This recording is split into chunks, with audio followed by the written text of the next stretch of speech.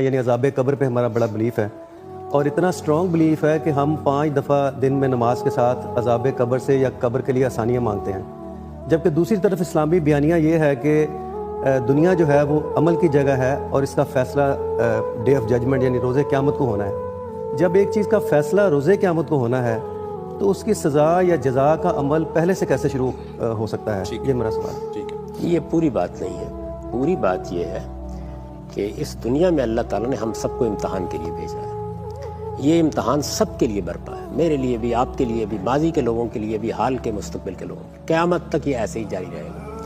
اس امتحان میں جزا و سزا کا کیا ضابطہ ہے؟ تو قرآن مجید نے یہ بیان کیا ہے کہ جزا و سزا یعنی قیامت جزا و سزا ہی کی جگہ ہے نا، کہ جزا و سزا کے قانون میں 3 جہتیں بہت متعین ہیں. پہلی یہ کہ ایک شخص یہ کہتا ہے کہ مجھے جو کچھ بھی پروردگار دینا ہے دنیا میں دے دے، یعنی اسے اصرار ہے کہ آخرت یہ کیا چیز ہوتی ہے، میں اس کا انتظار کیوں کروں، یہ ادھار کا وعدہ مجھ سے تو برداشت نہیں ہوتا، مجھے دنیا میں دے دے.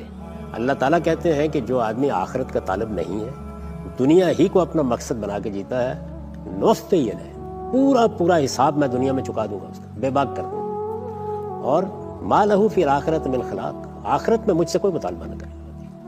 یہ فیصلہ اللہ تعالیٰ نے سنا دیا ہے. تو اس لیے ایک جزا و سزا تو وہ ہے کہ نہیں ہو جاتی ہے. یعنی جو نیکی کی ہوتی ہے نا، بہت سے لوگ نیکی کرتے ہیں، خیر کرتے ہیں، وہ کہتے ہیں کہ ہمیں اس کا جزا یہی ملنا چاہیے. اس کے بارے میں قرآن مجید نے بالکل صراحت سے بیان کر دیا کہ یہی حساب کیا جاتا ہے. اس کے بعد اب دوسری چیز دیکھیے. دوسری چیز یہ ہے کہ جو پیغمبروں کی اقوام ہے، یعنی جن کی طرف پیغمبروں کی بعثت ہوئی، رسولوں کی بعثت ہوئی، جیسے کہ قرآن مجید نے بیان کیا ہے کہ ہر امت کی طرف ہم نے، سیدنا ابراہیم سے پہلے تو یہی طریقہ رہا کہ وَلِكُلِّ أُمَّةٍ رَسُولٌ فَإِذَا جَاءَ رَسُولُهُمْ قُضِيَ بَيْنَهُمْ بِالْقِسْطِ وَهُمْ لَا يُظْلَمُونَ. جب ان کے رسول آ جاتے تھے تو ان کا فیصلہ اسی دنیا میں کر دیا جاتا تھا. ان کے لیے قومی سطح پر افرادی فیصلہ تو پھر وہیں ہوگا، لیکن قومی فیصلہ یہی ہو جاتا تھا.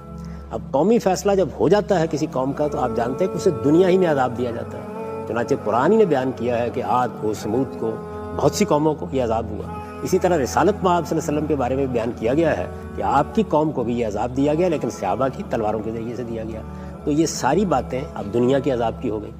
اس کے بعد قرآن مجید نے مزید تصریح کی اور یہ بتایا کہ جو لوگ اس دنیا میں اس طرح کی زندگی بسر کرتے ہیں کہ ان کے حساب کتاب کی کوئی ضرورت نہیں ہوتی، خیر ہی خیر، صلاح ہی صلاح. میں مثال دوں گا، جیسے سیدنا ابو بکر کی شخصیت ہے، یا انبیاء علیہ السلام کو لے لیجیے.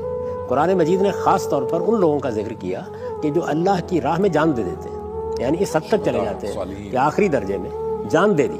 تو کیا کہا ان کے بارے میں کہ جیسے ہی وہ دنیا سے رخصت ہوتے ہیں عند ربہم